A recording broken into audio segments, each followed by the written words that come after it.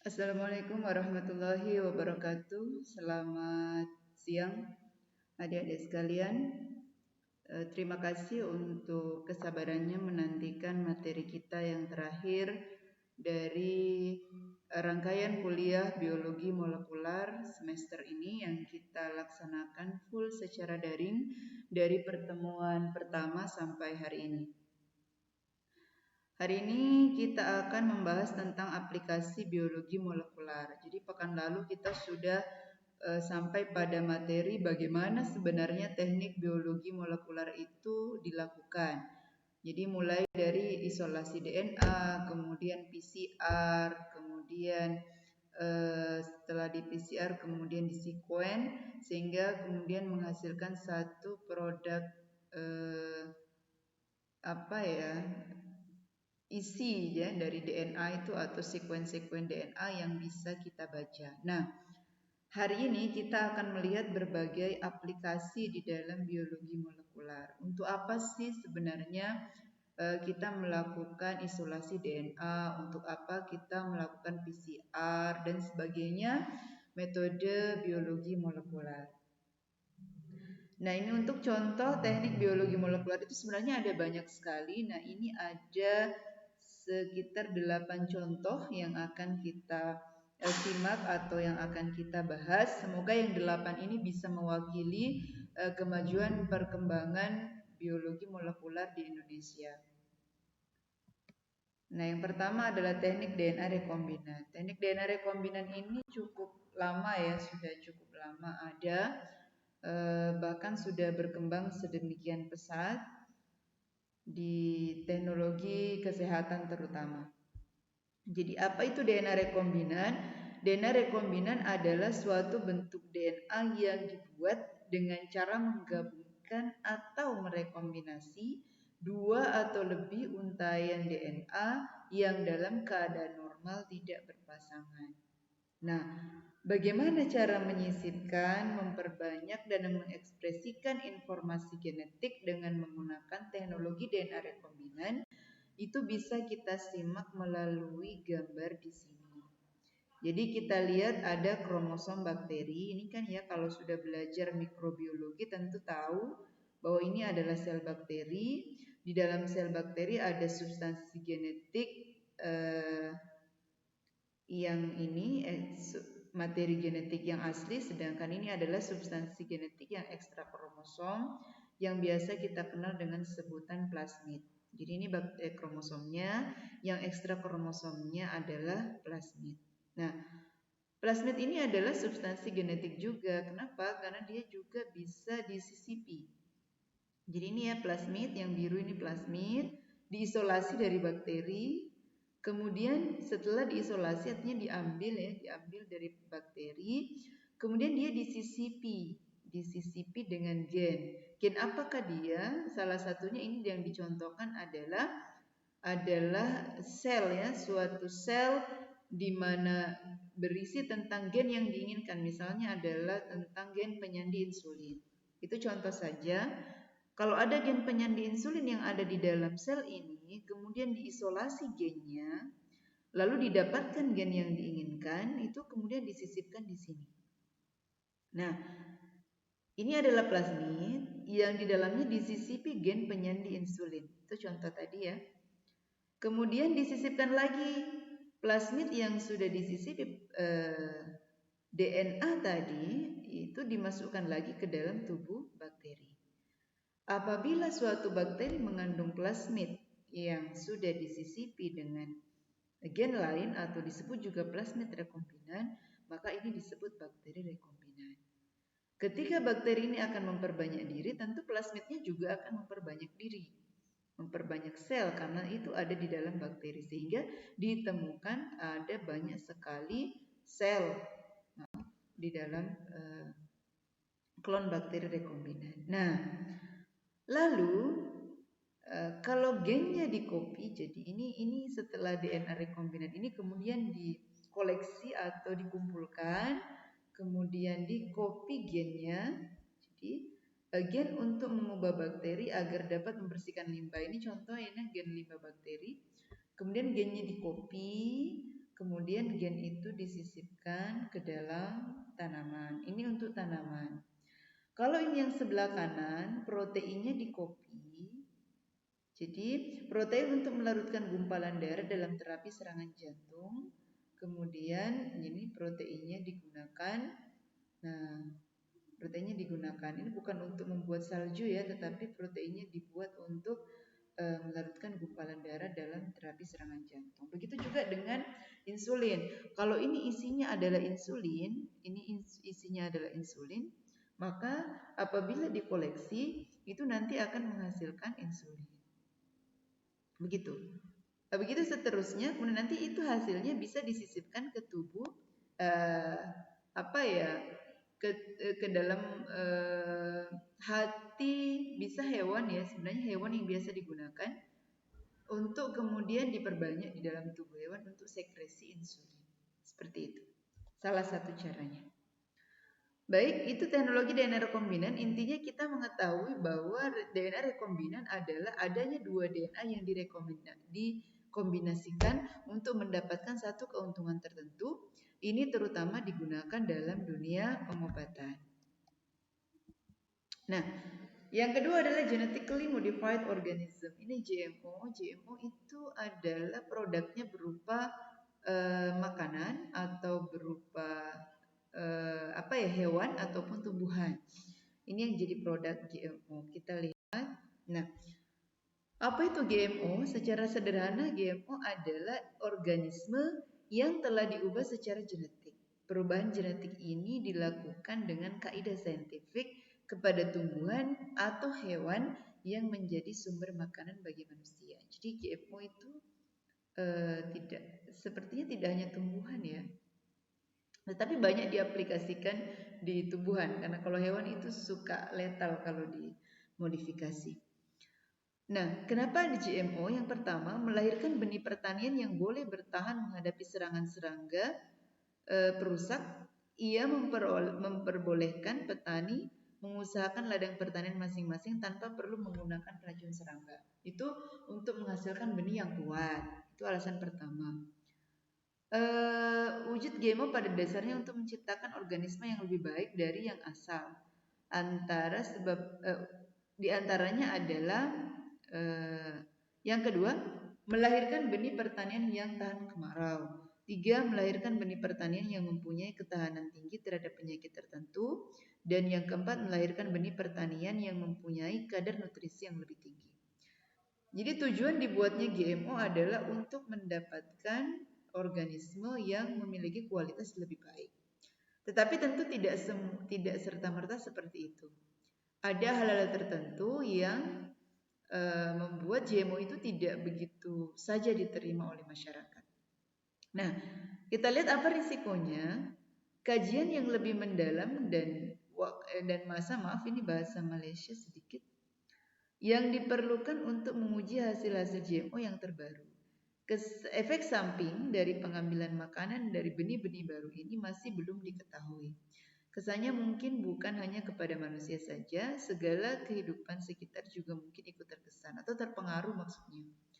Jadi resikonya atau dampak negatifnya itu belum terlalu atau belum diekspos atau mungkin belum diketahui dalam jangka pendek, mungkin tidak terlihat.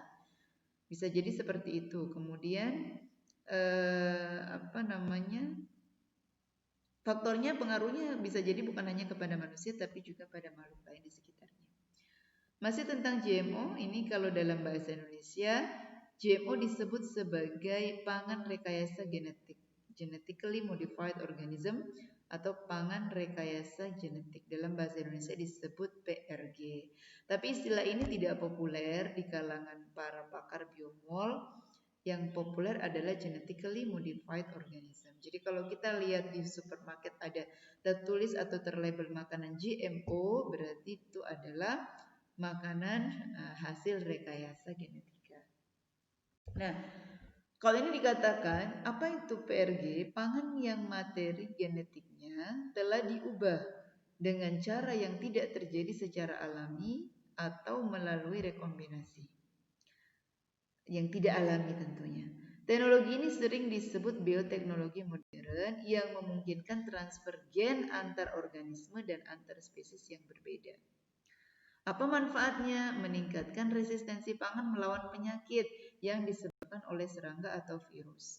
Resistensi terhadap serangga dicapai melalui injeksi gen untuk produksi toksik dari Thuringiensis bakteri Bacillus atau BT. Nah, apa bahayanya? Jadi alergenitas, transfer gen dari organisme yang biasa alergi terhadap organisme non-alergi.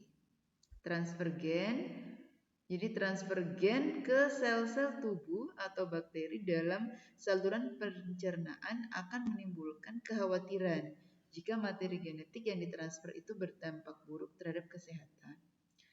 Nah, di mana penghasil PRG yang terbesar? Hampir 150 juta hektar areal tanaman di dunia ditanami tanaman transgenik. Amerika Utara dan Selatan merupakan wilayah terbesar yang berkembang.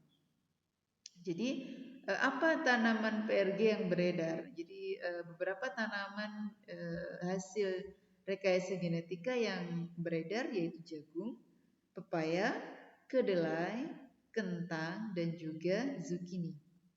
Zucchini itu semacam timun, ya, jadi zucchini. Nah, kalau kedelai itu yang paling banyak di Indonesia. Kedelai di Indonesia itu kebanyakan impor dan sebagian besar adalah GMO. Jadi kalau Anda ditanya apakah Anda pernah memakan GMO, ya boleh jadi tanpa sadar Anda telah melakukannya, termasuk juga pepaya dan jagung. Ini dalam versi bahasa Inggris, saya tidak ingin menjelaskan semuanya. Saya ingin mengatakan ini ya, ini. Jadi prevalensi GMO, jadi orang itu makan GMO kurang lebih 30.000. Jadi different GMO exit store cell phylogeny because they how many processed food contain. Jadi kemungkinannya yang makan, jadi public opinion, jadi pendapat masyarakat tentang tanam ini ya, tentang ini. Ini kalau kita lihat ya persentasi kedelai, orang makan kedelai GMO itu 94%, orang makan jagung 88%, kapas ini 90% transgenik. Lalu pendapat orang ini ya, jadi bagaimana pendapat masyarakat tentang GMO? 87% ini menginginkan tanaman GMO yang punya label. Jadi makanan-makanan GMO itu harus ada labelnya, tertulis GMO gitu. Tapi 53% tidak akan membeli. Jadi mereka berpikir saya tidak akan belilah kalau itu adalah GMO. Tapi 87% bilang nggak apa-apa sih kalau GMO, yang penting ada labelnya gitu. Itu ya, jadi seperti slide sebelumnya bahwa sebagian besar GMO itu tumbuh di Amerika.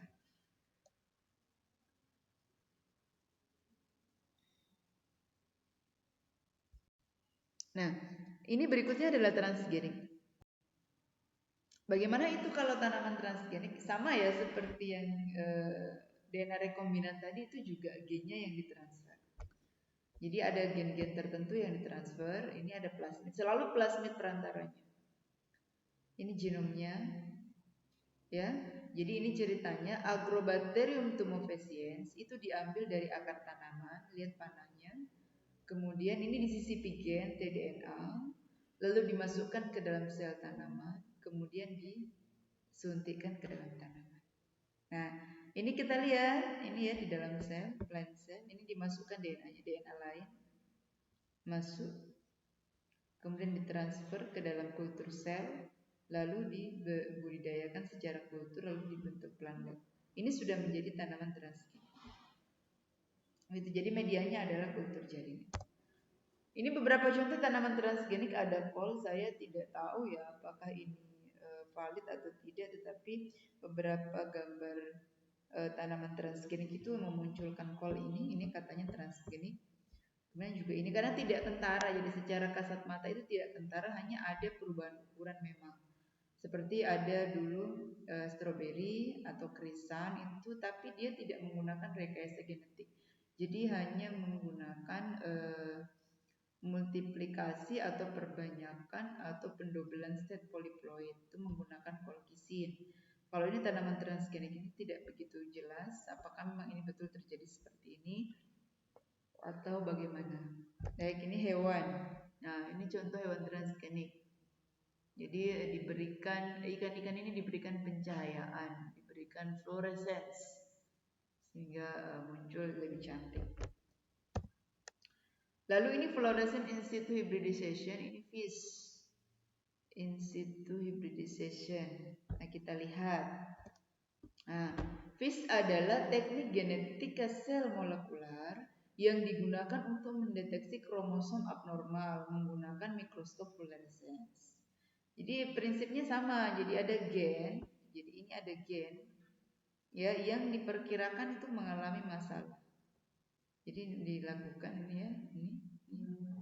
Jadi gen yang di kemungkinan ada bermasalah ditambahkan antibodi, ya kemudian ditempel, kemudian nanti diamati dengan mikroskop.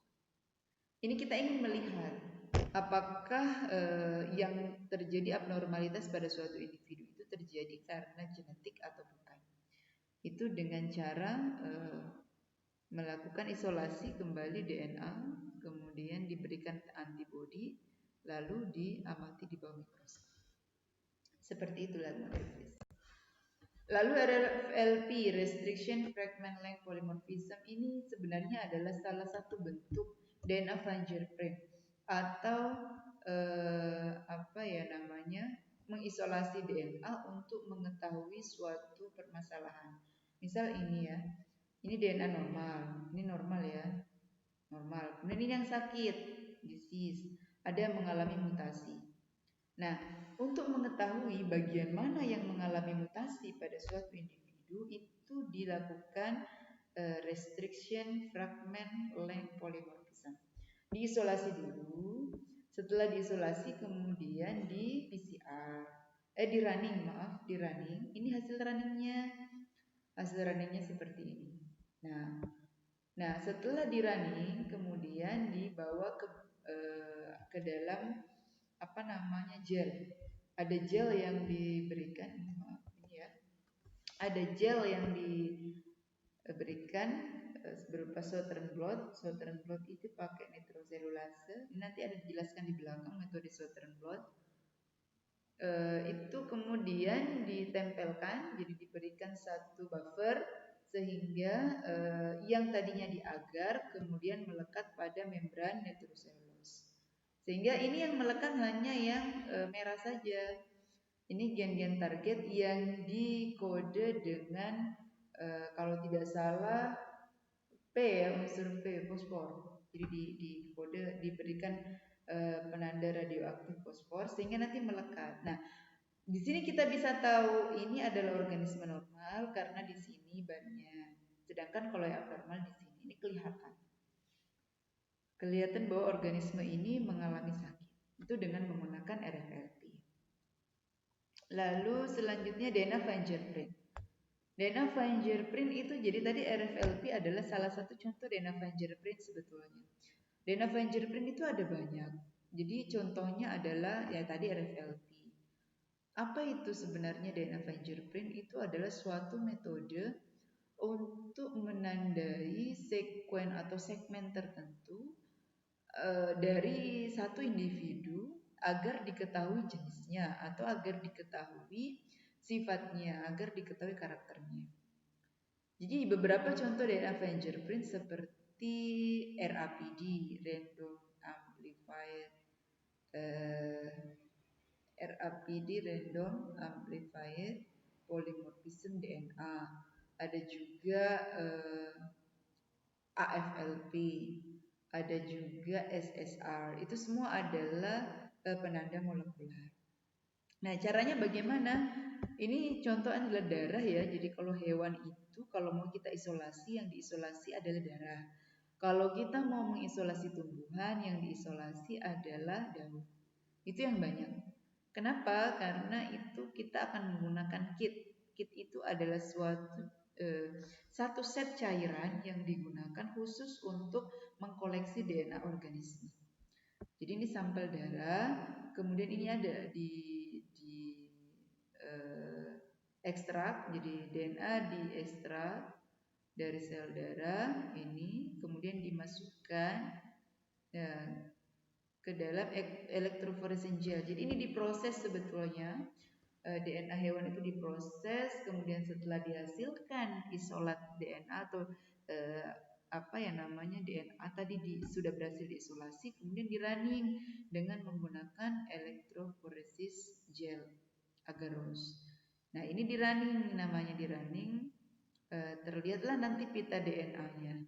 Ini adalah pita DNA-nya. Ya, jadi ini ditransfer ya katanya DNA ditransfer ke dalam membran nilon dengan menggunakan Southern blot. Ini kalau kita pakai blotting ya. Ini sekuen. Ini RFLP, masih RFLP. Salah satu yang dicontohkan dalam contoh ini adalah RFLP. Ini nanti di blotting, ini ya di blot ceritanya, kemudian DNA-nya pindah ke sini. Nah, lalu diamati X-ray film is placed next. Ini diamati di bawah apa namanya X-ray. Nah, ini adalah step dalam DNA fingerprinting. Oke, salah satu contoh. Nah, ini adalah contoh hasil dari DNA fingerprint. Dari sini kita bisa melihat apakah organisme di sini sama dengan di sini, di sini, di sini, di sini. Nah, kalau kita lihat ini yang sama tidak ada ya. Tidak ada organisme yang sama. Ini yang sama mirip, yang paling kiri dengan yang paling kanan agak mirip. Tapi ini sekuennya tidak sama, ini tidak sama tinggi. Jadi kalau berbeda, ini beda dengan ini beda. Berarti itu semuanya adalah berbeda. Kalau berasal dari spesies yang sama, maka itu adalah variasi. Ya, jadi ini berbeda semua. Ini variasinya berbeda.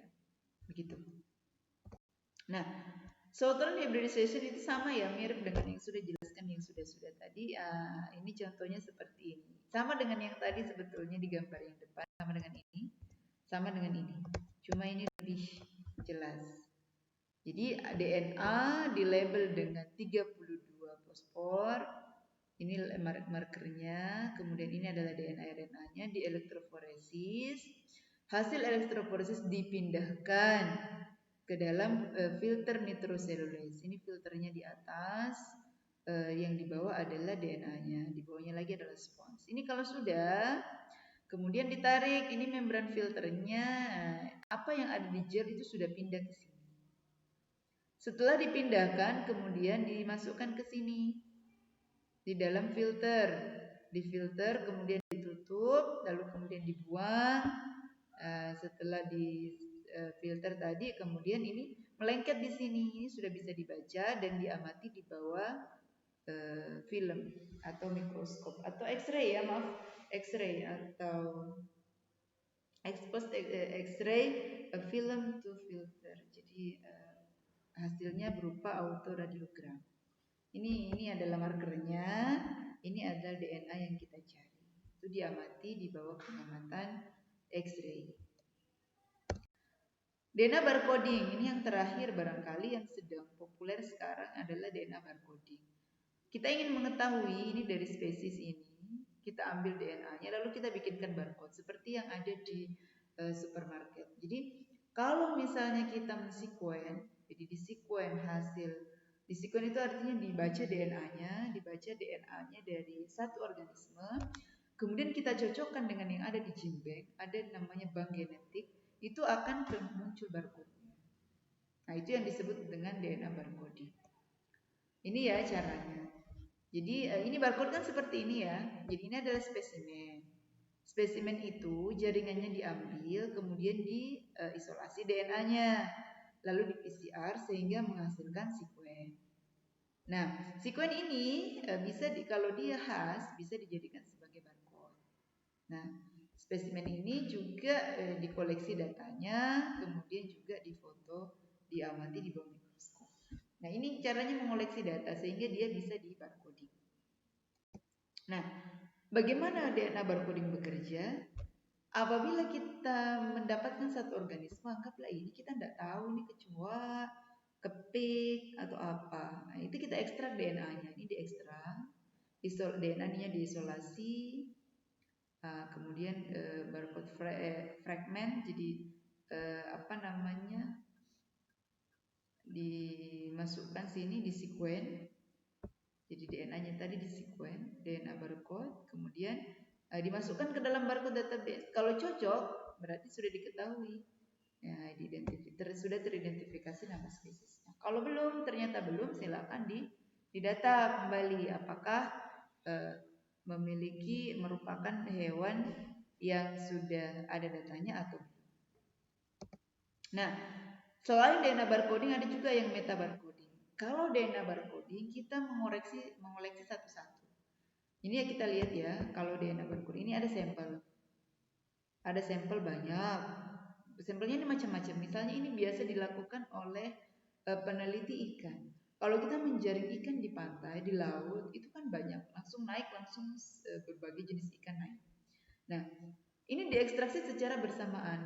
DNA-nya diekstraksi secara bersamaan. Kalau diekstraksi secara bersamaan, tentu apabila dia menggunakan DNA barcode, maka satu saja yang bisa terbaca, satu kode, satu barcode. Jadi kita masukkan barcode-nya tadi, maaf. Ini kan dimasukkan barcode-nya ya, barcode fragment ini sudah bisa ditertandai. Nah, tapi kalau dimasukkan barcode fragment ini yang terbaca cuma satu. Tetapi apabila DNA meta barcoding dimasukkan semua penanda meta barcode-nya ini sudah masuk. Nah, kalau ini keluar, hasil sekuen keluar, maka hanya satu individu yang diketahui. Spesiesnya apa? Teridentifikasi. Tetapi kalau DNA meta barcoding itu sudah semuanya 1, 2, 3, 4, 5, 6, 7. 7 spesies bisa terbaca. Itu lebih canggih lagi. Jadi kalau DNA barcoding itu satu-satu, kalau DNA meta barcoding satu kali mendeteksi langsung semua spesies bisa terdeteksi sepanjang memang data itu memiliki barcode. Spesies tersebut memiliki barcode. Saya kira cukup materi kita hari ini. Ini hanya sekedar sharing saja tentang aplikasi dari biologi molekular. Silakan belajar baik-baik.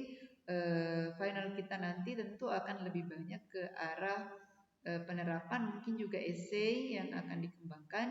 Saya harapkan adik-adik bisa mengerjakan soal final secara jujur, secara baik, tanpa melihat Google tentunya, sebagai satu aspek kejujuran yang kami sangat inginkan dari adik-adik sekalian demi transparansi penilaian biologi molekular. Terima kasih untuk perhatiannya. Mohon maaf apabila selama perkuliahan terdapat banyak kekurangan. Itu karena keterbatasan saya. Terima kasih. Assalamualaikum warahmatullahi wabarakatuh.